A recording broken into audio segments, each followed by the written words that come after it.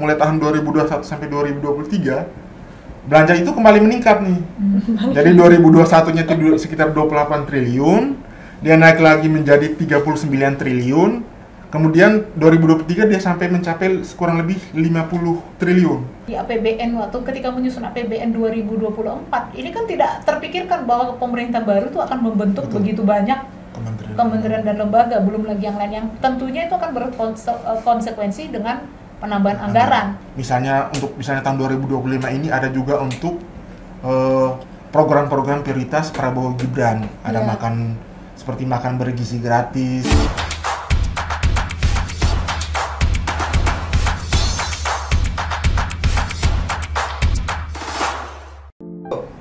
Halo Sobat Fitra, kembali lagi di Fitra TV bersama saya Arum. Pada episode kali ini kita akan membahas soal pemotongan anggaran perjalanan dinas kementerian dan lembaga yang kabarnya mencapai angka hingga 50% dan dimulai pada tanggal 7 November 2024 lalu. Nah, ini menimbulkan pertanyaan, apakah keputusan tersebut harus menjadi tradisi yang patut untuk dipertahankan dan baik untuk dilaksanakan bagi pengelolaan anggaran negara, atau justru ada konsekuensi di baliknya?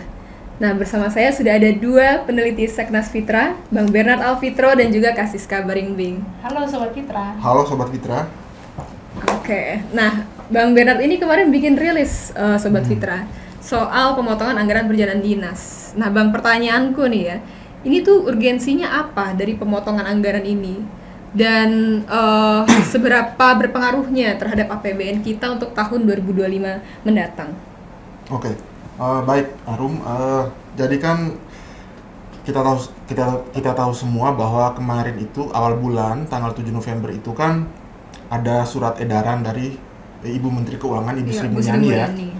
Di situ kan disampaikan bahwa akan ada pemotongan atau pemangkasan belanja perjalanan dinas di kementerian lembaga sebesar 50%. Nah, adanya surat edaran ini kalau menurut berdasarkan hasil dari analisis Fitra, ini adalah suatu, sebenarnya kalau boleh dibilang ini adalah satu tradisi baik yang sudah dimulai dan harus didukung. Mengapa demikian? Karena begini ya, karena kan kalau kita lihat di APBN kita, APBN 2025 ya, itu kan sudah ada banyak hutang. Yang pertama hutang. Ada hutang yang harus kita bayar. Itu baru hutangnya. Kemudian ada juga bunga hutangnya yang jatuh tempo, yang juga harus kita lunasikan. Nah, jadi kalau di 2025 itu kalau nggak salah sekitar 1.353 triliun rupiah. Itu yang akan terpakai untuk membayar hutang beserta bunganya. Nah, jadi akan ada banyak pengeluaran di situ. Anggaran akan terpakai di situ. Kemudian pemangkasan belanja ini sebenarnya juga untuk sebagai upaya pemerintah untuk menegakkan prinsip good governance. Karena misalnya perjalanan dinas itu kalau dalam peraturan Menteri Keuangan nomor 113 tahun 2012 itu ada 4 prinsip yang harus ditegakkan terkait dengan belanja perjalanan dinas. Itu bisa selektif, dia harus selektif. Kemudian dia juga harus efisiensi untuk penggunaan anggaran. Terus ada akuntabilitas. Jadi dengan adanya pemangkasan ini kan artinya setiap kementerian dan lembaga itu diarahkan agar bisa lebih taat terhadap prinsip-prinsip dalam membuat atau menganggarkan untuk belanja perjalanan dinas. Jadi kan karena kebutuhan kita itu anggaran kita itu banyak. Misalnya tahun 2025 ini ada juga untuk program-program prioritas Prabowo Gibran. Ada seperti makan bergizi gratis, kemudian ketahanan pangan dan sebagainya, itu kan pasti tentunya membutuhkan anggaran yang tidak kecil ya. Terus kemudian di pemerintahan yang baru ini juga kan ada kementerian-kementerian baru. Ya, pos-pos baru itulah tentu juga akan membutuhkan alokasi tersendiri lagi. Kalau misalnya kemarin digabung atau kemarin belum ada, itu kan nggak ada. Kemudian sekarang dibentuk baru kan pasti akan membutuhkan anggaran juga. Nah, jadi karena kebutuhannya banyak, Makanya itu kan dengan anggaran kita yang bisa dibilang terbatas sudah adanya segini, ya perlu dilakukan efisiensi. Nah, disitulah kemudian salah satu caranya adalah dengan melakukan pemotongan atau pemangkasan terhadap belanja perjalanan dinas. Kira-kira seperti itu. Baik. Ya. Awalnya kira-kira seperti itu. Sebelum kita lanjut lagi dengan Bang Bernard, justru aku mau tanya pendapat Kak Siska. Kak Siska sepakat tidak dengan pernyataan Bang Bernard tadi bahwa ini bisa menjadi tervis baik dan juga sudah dijelaskan tadi juga, atau melihat ada konsekuensi lain di balik ini semua? Ya, sama ya, sependapat dengan Bernard bahwa pemangkasan biaya perjalanan dinas ini itu sebenarnya hal yang baik ya, sangat baik, karena Fitra sendiri sudah lama mengkaji tentang besarnya anggaran perjalanan dinas di setiap kementerian lembaga dan pemerintahan daerah juga. Itu jelas dalam catatannya NAPBPK itu banyak sekali catatan terkait perjalanan dinas ya. Bahkan ada beberapa yang sampai itu disuruh untuk dikembalikan karena ada kelebihan penghitungan dan akuntabilitasnya yang diragukan gitu. Itu catatan BPK ya, bukan katanya Fitra, tapi BPK, NAPBPK itu menyampaikan seperti itu dan kita mengkajinya ya, trennya ya. Kalau kita lihat 10 tahun terakhir sebenarnya sudah banyak perbaikan kebijakan yang dibuat oleh pemerintah pusat karena terkait perjalanan dinas, kementerian lembaga dan maupun pemerintah daerah itu kan diatur oleh peraturan Menteri Keuangan ya.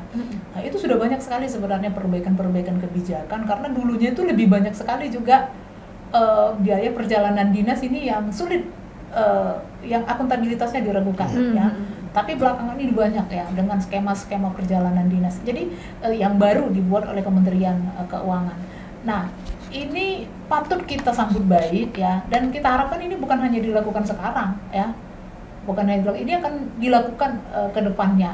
Karena ke depannya itu kita beban APBN itu terlalu besar. Dan kalau ini dilakukan di akhir tahun sama seperti yang disampaikan oleh Bernard, ini untuk menutupi anggaran yang ya kementerian dan lembaga ya, walaupun di APBN waktu ketika menyusun APBN 2024 ini kan tidak terpikirkan bahwa pemerintah baru itu akan membentuk begitu banyak kementerian dan lembaga, belum lagi yang lain yang tentunya itu akan berkonsekuensi dengan penambahan anggaran. Sementara anggarannya kita belum, target pendapatan negara tahun 2024 itu tercapai nggak ya? Nah, itu perlu kita lihat nanti ya.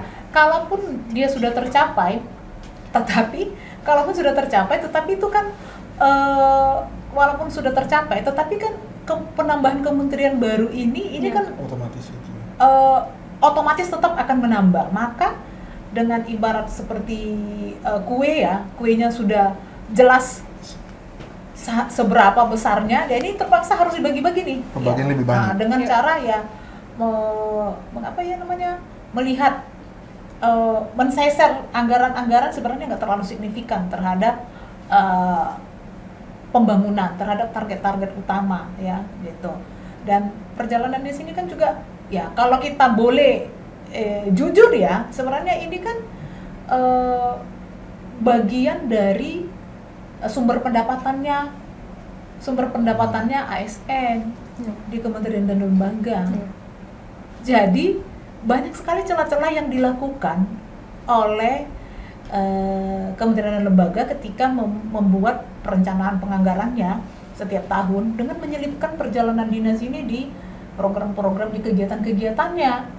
Untuk apa sebenarnya tujuannya? Jadi maksud kakak ini pemborosan gitu? Iya, saya sepakat itu pemborosan. Karena sebenarnya ya kan kita kan mengamati ya bagaimana kementerian dan lembaga itu bekerja ya.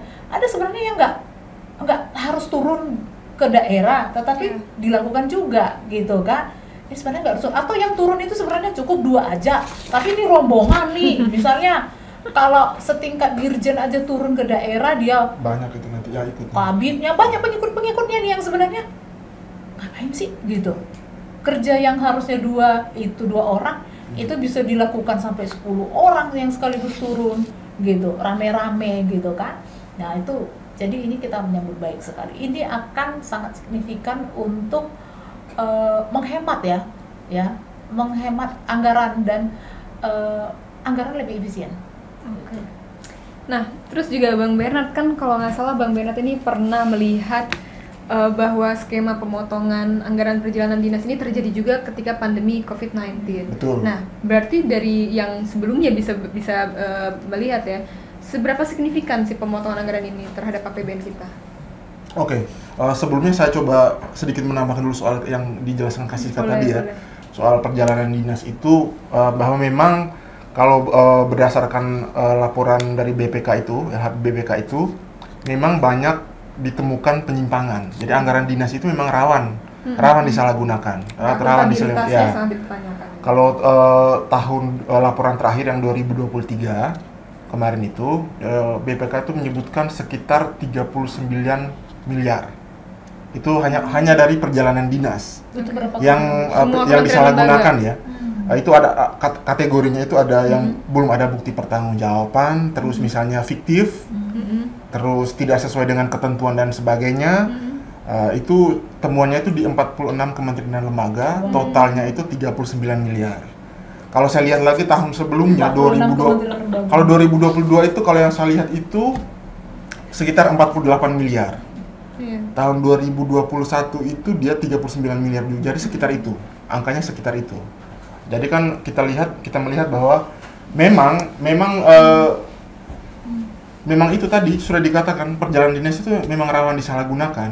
Hal-hal yang misalnya harus 2 orang yang jalan bisa jadi 5 orang dan sebagainya kan. Nah itulah.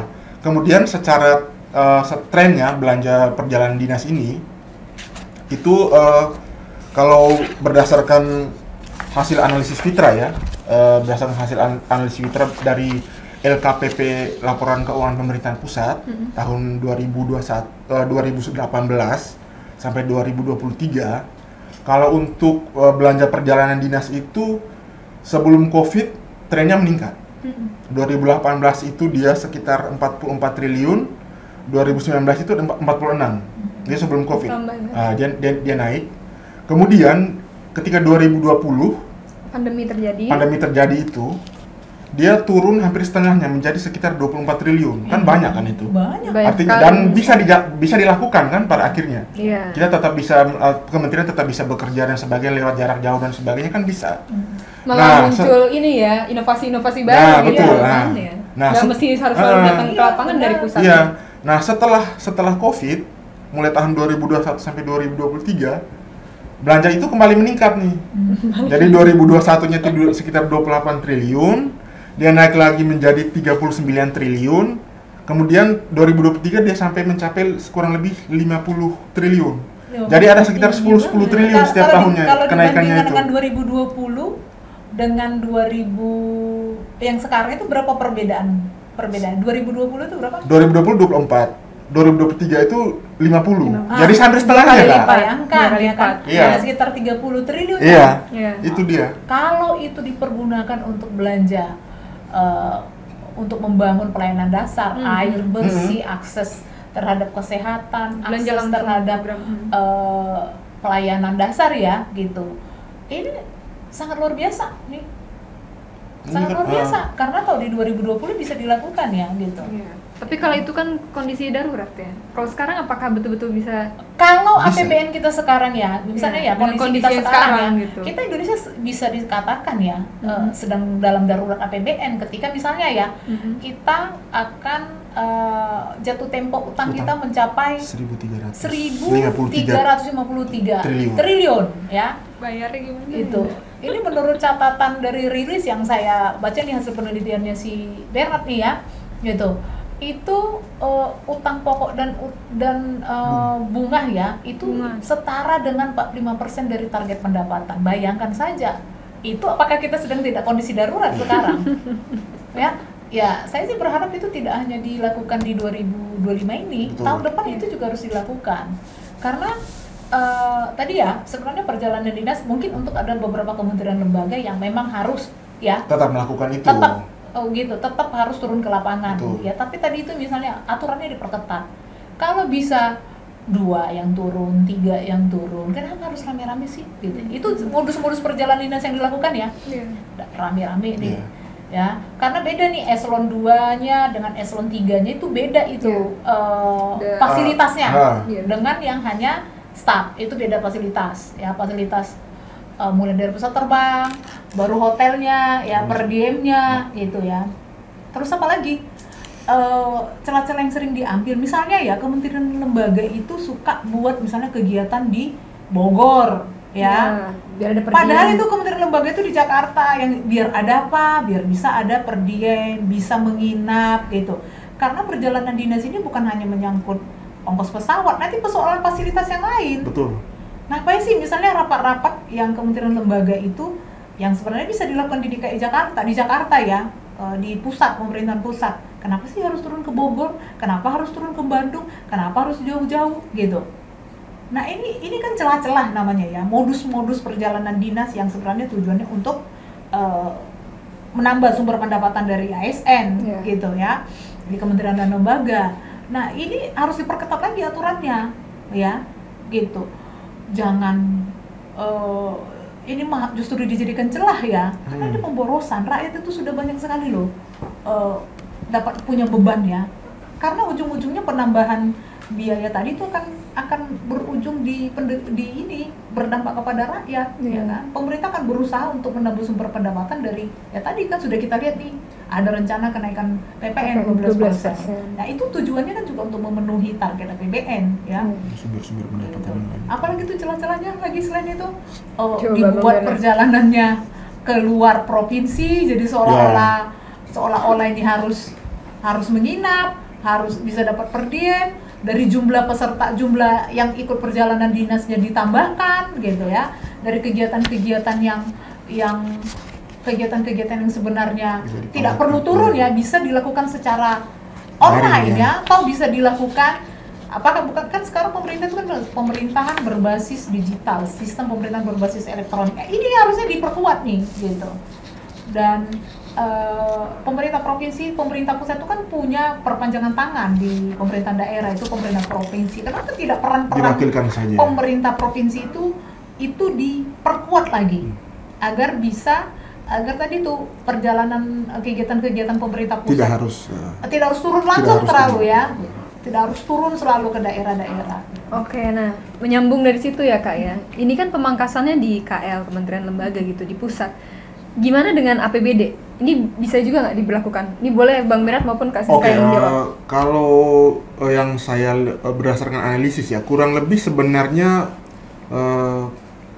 celah-celah yang diambil untuk disalahgunakan antara pusat dan daerah itu sama ya. Kalau misalnya perjalanan dinas dibikin berapa orang yang jalan, misalnya turun ke lapangan, modus-modusnya itu kurang lebih sebenarnya sama. Makanya itu kita dalam rilis kita ini yang sudah kita buat itu juga kita salah satunya itu kita ingin agar tradisi baik ini tidak hanya dilakukan di kementerian atau lembaga di pusat, tetapi juga harus bisa diduplikasi atau dilakukan di daerah. Karena itu tadi ya, modus-modus itu sama. Ada temuan-temuan juga di daerah itu, banyak sekali temuan-temuannya penyimpangan perjalanan dinas itu. Makanya kalau misalnya pemerintah hanya melakukan di pusat, kan kalau daerah tidak seperti itu juga artinya yang sengsara ya daerah juga pasti akan. Kalau yang pandemi kemarin itu KL kan ya, pusat ya, yang pas pandemi. Oh ya, itu analis kita yang di pusat. Nah, itu kan baru pusatnya 30-an miliar ya 30 kan? triliun. Triliun miliar. Udah 30 triliun. Bisa menghemat ya 30. Gimana kalau daerah? Ya. Kita punya 38 provinsi sekarang ya. Terus ada 508 kabupaten kota. Nah, bayangkan kalau itu juga bisa diterapkan sampai di pemerintahan daerah. Saya pikir juga itu akan sangat signifikan untuk menghemat. Jadi anggaran-anggaran di daerah itu bisa dipergunakan lebih maksimal untuk kebutuhan rakyat, pelayanan dasar. Kalau dari Bang Beno, bagaimana? Ya itu tadi. Ada rekomendasi juga Pak? Sebenarnya kita itu mendorong bahwa tradisi ini yang sudah kita ingin bukan tradisi ya, sebenarnya ini adalah suatu awal yang baik yang dilakukan oleh pemerintahan Prabowo yang menurut kita lebih baik lagi kalau ini dijadikan tradisi kedepannya, bukannya 2025 dilanjutkan. Karena ya itu temuan setiap tahun itu pasti ada penyimpangan di perjalanan dinas. Makanya kita ingin, Fitra ingin agar ini menjadi tradisi yang bukan hanya dilaksanakan di tingkat pusat, tetapi juga sampai pada tingkat daerah. Karena ya itu tadi, penyimpangan itu ada di pusat, juga di daerah ada, modus-modusnya itu hampir mirip, kurang lebih sama lah, kita bisa bilang begitu. Makanya memang kita mendorong agar tradisi ini kedepannya itu bisa juga dilakukan oleh pemerintah daerah, kurang lebih seperti itu. Oke. Kalau dari Kak Siska bagaimana? Apakah Fitra juga bisa mengawal isu ini gitu ke depannya? Ya tentu ini kan menjadi kajian rutinnya Fitra ya gitu. Sijar juga di daerah 13 daerah itu juga terus memantau ini. Bahkan kalau kita lihat dari tren berita ya, pencarian berita itu banyak ya, Fitra dan juga para sijar yang ada 13 wilayah itu mengkritisi tentang anggaran perjalanan dinas. Itu terutama yang di daerah itu banyak loh yang sering harus dikembalikan gitu. Pengembalian biaya perjalanan itu menjadi hampir ada setiap tahun gitu. Jadi pemerintah pusat itu karena kebijakan tentang perjalanan dinas walaupun di pemerintah daerah kebijakannya di tingkat pusat juga melalui peraturan Menteri Keuangan. Itu perlu direvisi kembali ya, direvisi untuk dipakai di 2025 nanti. Sekarang itu sudah bisa mulai dilakukan oleh Kementerian Keuangan ya, bekerja sama dengan Kementerian Dalam Negeri ya untuk pemerintahan daerah. Kak, saya ini ada sedikit pertanyaan ini Kak. Jadi pertanyaan. Saya sedikit gini. Silahkan. Karena menurut saya ini lebih tepat karena kakak orang hukum. Okay. Nah ini kan kemarin terus gimana? Ini kan kemarin ini kan apa namanya yang dikeluarkan Ibu Menteri Keuangan Ibu Sri Mulyani ini kan surat edaran. Iya, surat edaran. Setahu saya itu surat edaran itu dia tidak terlalu kuat ya posisinya itu. Iya. Sedangkan kalau kita ingin menjadikan tradisi kan sebenarnya harus ada suatu peraturan yang harus lebih kuat gitu, biar lebih. Kalau ini kan kalau nggak salah itu kalau surat edaran itu mungkin dia hanya sebagai imbauan, apalagi kan di dalam surat edaran itu kan setiap kementerian dipersilahkan untuk menentukan mana yang harus turun, misalnya perjalanan dinas yang harus dilakukan dan sebagainya. Masih ada keleluasan itu. Sedangkan kalau kita ingin ini menjadi suatu tradisi, kalau menurut saya sih memang harus ada suatu peraturan yang lebih dari sekedar lebih kuat daripada sekedar surat edaran. Itu kira-kira gimana? Apakah itu memungkinkan untuk dibentuk? Sangat memungkinkan karena peraturan Menteri Keuangan itu kan tiap tahun terus mengeluarkan peraturan menteri ya gitu. Misalnya juga kayak standar biaya keluaran SBM itu ada diatur di situ. Itu bisa Menteri Keuangan itu bisa menerapkannya tadi. Ada SBM perjalanan dinas ada. Itu setiap tahun itu berubah. Itu juga dipakai di kementerian dan lembaga, dan juga Kementerian Keuangan walaupun ini surat edaran ya, tetapi Kementerian Keuangan itu melalui Dirjen Anggaran dia kan punya kewenangan untuk menahan dulu nih kementerian dan lembaga yang tidak patuh terhadap surat edaran Menteri Keuangan gitu. Tetapi agar ini bisa punya kekuatan hukum yang lebih permanen ya, gitu. Mulai sekarang itu sudah perlu dilakukan revisi peraturan kebijakan perundang-undangan terkait perjalanan dinas. Jadi tidak lagi dinaikkan tingkatannya, nggak surat edaran lagi.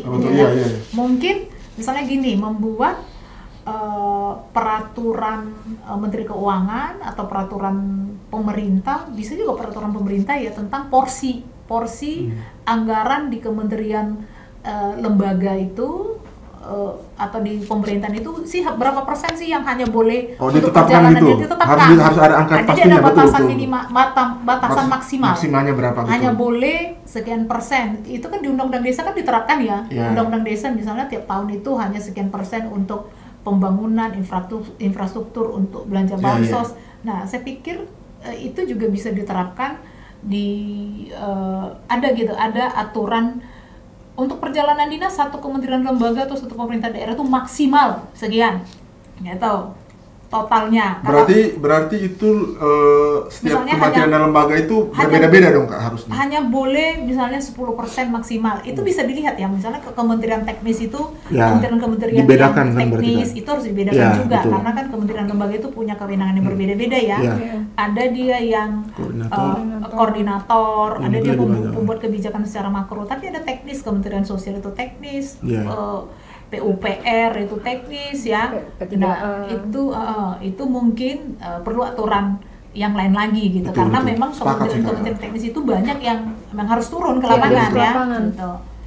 Nah itu juga dirilis Bang Bernard sendiri kan sudah ada seperti prediksi gitu ya, plus minus dari pemangkasan ini. Kabarnya takutnya juga ada penurunan produktivitas apabila ini dilaksanakan. Betul. Lalu kalau dari Bang Bernard dan juga tim peneliti Fitra gitu ya, apa yang bisa dilakukan oleh KL terkait supaya tidak turun produktivitasnya? Kalau untuk supaya nggak turun produktivitasnya itu ya kita kembali kepada prinsip-prinsip yang harus diterapkan terkait perjalanan dinas. Yang seperti saya katakan di awal tadi, misalnya selektif, kemudian harus efisien dan sebagainya, itu kembali harus dilihat. Jadi kalau misalnya yang tidak perlu, misalnya yang seperti yang Kak Siska bilang, kalau misalnya nggak harus turun 5 orang, ya cukup misalnya 2 orang, ya bisa dilakukan 2 orang ya 2 orang. Kemudian apabila ada kegiatan yang bisa dilakukan secara online, ya online aja.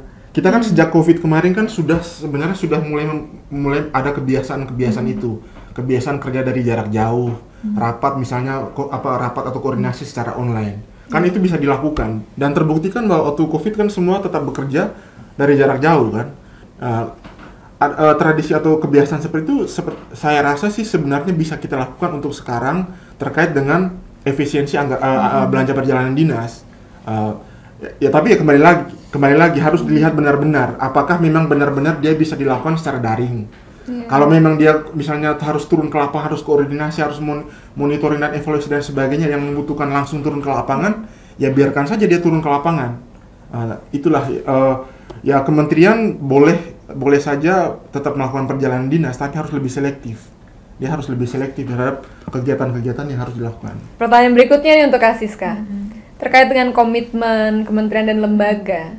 Sebetulnya intervensinya tuh harus sampai level mana supaya betul-betul bisa dilaksanakan ini? Tentunya Bu Sri Mulyani itu ketika mengeluarkan surat edaran ini pasti itu atas perintah presiden. Belum cukup kuat. Atas perintah presiden, karena apa? Karena dilihat ini sudah posisi APBN ini sudah cukup urgent gitu, sehingga harus ada efisiensi, maka dipilihlah dari biaya perjalanan dinas. Saya pikir ketika menurut saya ya, ketika Pak Prabowo punya komitmen yang kuat ya, ini akan bisa terlaksana. Ini tinggal komitmen dari pemimpin pemerintahan, yaitu Pak Prabowo. Dan ini sudah mulai terlihat ya, ada surat edaran ini. Dan kita berharap ini dinaikkan nanti jadi peraturan presiden untuk memperkuat aturan kebijakan terkait perjalanan dinas agar lebih efisien. Batas maksimal minimal ada ya. Gitu. Ada seperti mandatory ya, mandatory spending maksimal itu berapa ya? Berapa gitu, misalnya ditentukan dari total belanja kementerian dan lembaga. Bisa dilihat trennya tuh kan, per tahun bisa berapa, ditentukan aja batas maksimal dan minimalnya berapa. Tentunya kan dilihat itu kementerian dan lembaga itu mana benar-benar kementerian lembaga yang memang, misal kementerian teknis itu membutuhkan turun ke lapangan ya, yang lebih banyak, ya itu dipilih gitu. Kementerian yang hanya di misal koordinator atau pembuat kebijakan-kebijakan makro itu mungkin tidak perlu turun ke lapangan lebih banyak. Nah itu bisa dipilah-pilah, ini tinggal komitmen sih saya kira ya gitu. Berarti ini perlu cukup optimis ya, karena dari level surat edaran Menteri Keuangan sampai ke Perpres. Nah pertanyaannya untuk Bang Bernard, seberapa besar sih kita bisa percayakan ini ke Prabowo bahwa adanya peluang dia akan melanjutkan hal ini? Karena kata Kak Siska ini membutuhkan peraturan presiden. Peraturan yang lebih tinggi ya? Lebih tinggi. Kalau saya sih dengan gebrakan di awal pemerintahan Prabowo yang melalui Menteri Keuangan ya, melakukan pemangkasan ini, saya rasa kedepannya hal ini bisa diteruskan atau dijadikan tradisi. Tradisi apa namanya ya? Itu dilakukan jadi kebijakan ya, tetap ya. Jadi kebijakan tetap, dan maksudnya bukan hanya tahun ini kan dikeluarkan tahun ini kan. Maksudnya dengan kedepannya itu tetap dilakukan seperti itu. Artinya bahwa tradisi bahwa yang anggaran-anggaran yang terlalu misalnya ada celah-celah yang dimainkan, diselewengkan itu benar-benar di-cut gitu loh. Ini kedepannya saya rasa Prabowo akan bisa melakukan ini karena ini di awal sudah langsung menetapkan anggaran, kita kencangkan ikat pinggang di awal kan, artinya ke depan bisa akan tetap seperti ini dan itu saya rasa sebuah tradisi yang bagus. Itu sih. Baik, ada tambahan lagi mungkin? Iya, kita lihat nih bahwa tahun depan tadi ya sudah disampaikan bahwa ada utang yang 800 triliun, ikut bunganya sekitar 1.500 triliun ya. 1.353,2 triliun ditambah akan ada program makan siang gratis ya. 7 program prioritas utama tahun ini. 7 program prioritas utama pemerintah. Kita nggak tahu apakah IKN juga nanti akan diperpanjang, ditindaklanjutin ya, akan tetap laksanakan. Dan yang kemarin kita juga jangan lupa tuh Presiden juga sempat menahan uang pembangunan infrastruktur ya. Itu kenapa? Itu artinya APBN-nya nggak sanggup nih sekarang kondisinya. Sedang tidak baik-baik saja. Sedang tidak baik-baik saja APBN kita. Nah, ini jadi pengetatan efisiensi melalui pemangkasan perjalanan dinas ini sangat baik, sangat baik. Dan tahun depan itu kita mendorong pemerintah lah untuk membuat ini menjadi kebijakan yang tetap, itu dengan mengeluarkan peraturan pemerintah atau nanti peraturan presiden, jadi bisa memastikan bahwa kementerian lembaga juga pemerintah daerah nanti bisa patuh untuk efisiensi ya. Ini kepatuhannya ya gitu. Dan Kementerian Keuangan kan sebenarnya punya kewenangan, dan Kementerian Dalam Negeri ya, untuk Kementerian Dalam Negeri itu untuk anggaran di pemerintah daerah, Kementerian Keuangan di anggaran kementerian dan lembaga itu punya di DCA ya, itu punya kewenangan yang cukup besar sebenarnya menurut kita untuk memastikan anggaran perjalanan dinas itu bisa lebih efisien. Oke, baik. Sepertinya banyak banget ya tugas pemerintah baru ini untuk membenahi anggaran negara kita, tapi kita harus tetap kawal terus, gitu ya. Optimis terus, semoga bisa ada keputusan maupun kebijakan yang lebih baik lagi ke depannya.